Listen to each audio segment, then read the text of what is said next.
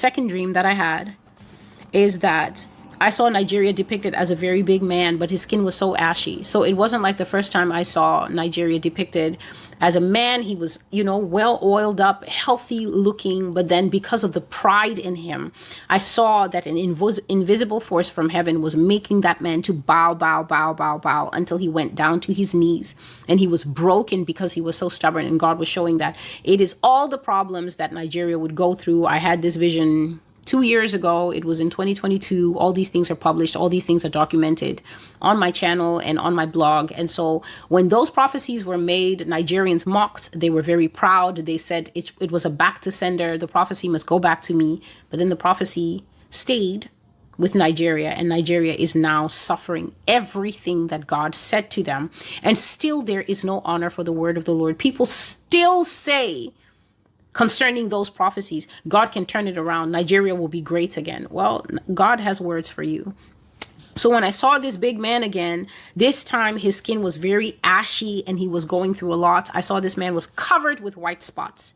He kept scratching these spots because the spots were clearly bothering him. But no matter how much he scratched them and tried to give himself relief, the spots on his body were not being healed. The way the Lord started off that dream was that I just saw one big spot. Okay. So when a black person is ashy, it can basically look like it could basically be the ground. If you zoom in close enough, you might just think, I thought that I was looking at a frozen lake, a frosted lake, the white spot, and then the ground maybe in wintertime was, because it was really close in zoom. So I was thinking, what is this? Is this a frosted lake? Is this a frozen lake? It turned out to be a white spot. And God began to zoom out. And I was seeing white spot, white spot, white spot, until finally it turns into a man. And I could see, oh, it's a human being sitting there covered with spots, exactly like Job. No shirt, no pants. He was just wearing like a cloth around his personal area, covered with spots, ashy and covered with sores, exactly like Job in the book of Job. And I said to this man, because I could see the spots were bothering him and he couldn't get relief, I said, even if you peel the scab from the spot, it won't heal. Because he was trying to scrape off the covering of the scabs of the spots that he had. But I said, even if you peel the scab away from the spot, it won't heal. It will just reveal the raw flesh within. I said, you are sick with the disease of sodomy, and you cannot heal it by picking at it. You have to fight the sin and be healed of it internally, of the lust for it. That's the only way those spots and their scabs will go away. The scabs are when you are hiding the wound underneath, Nigeria. And as soon as you peel the wound, it becomes fresh again and you can see what it is. You are cover, and you cannot heal by talking about it, by making laws about it, by putting people in jail, and by outlawing it, because you're still going to do it anyway. I said, even the people making the laws against it are doing it. So what is the point of scratching? But even though the man looked very miserable when I was speaking to him, it was clear that he wasn't listening to me.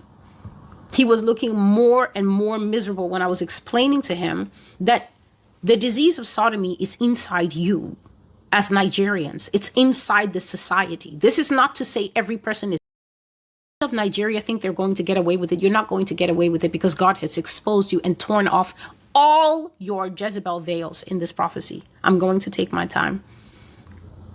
The lust for homosexual sex is inside the community in Nigeria, and they are hiding it.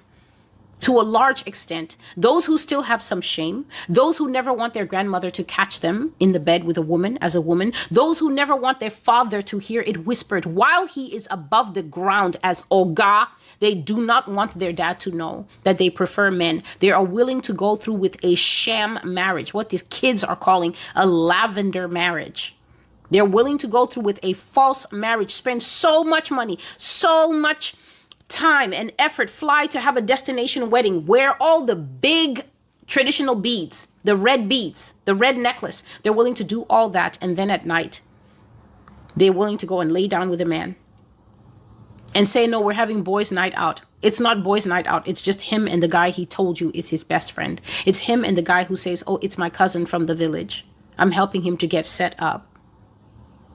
I said, this thing is inside you and it's manifesting outside on you as source. You cannot outlaw a lust, a hunger from the inside. You cannot make laws against it. No matter how much you try to police it, you won't have enough manpower to break into every home, especially at night. And so this man was looking miserable, but it was clear he wasn't listening to me. He was wallowing in his misery and trying to pick his sores. And then Yah said, tell them that human beings are always more concerned with the outcome of their misery than with examining, confessing, and repenting of the actions that put them in misery to begin with. Tell them that human beings are always more concerned with the outcome of their misery. What is the outcome of their misery? Why is this happening to me? I feel this way when she talks about the message. I'm not the only one who has done it. If you put the message a certain way, I could listen better. I'm not listening because of your attitude and your tone. God says that people are always concerned basically about their feelings, how they feel about things, how they feel about what's happening to them. Why is God doing this to us? What have we done? We're not the only one. We're not all guilty. I never had an abortion. I never had my girlfriend to get an abortion. The outcome of misery. You hear the prophecy. Why is God? Well, then I guess God just hates us. I guess there's nothing to do then but just to die. You have no idea what I hear in a 24-hour period from people who simply cannot say, this nation is guilty and we need to repent. We've done everything she's said. In fact, I'm 80 and it's been happening since I was a boy. We need to repent.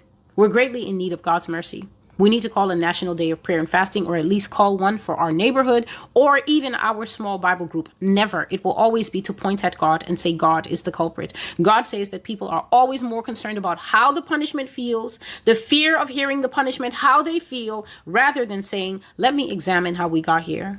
Oh, I see myself at the root of it. Let me confess how we got here. Let me stand up as an adult. Let me stand up as a teen and take responsibility for what I've done, the life I've lived.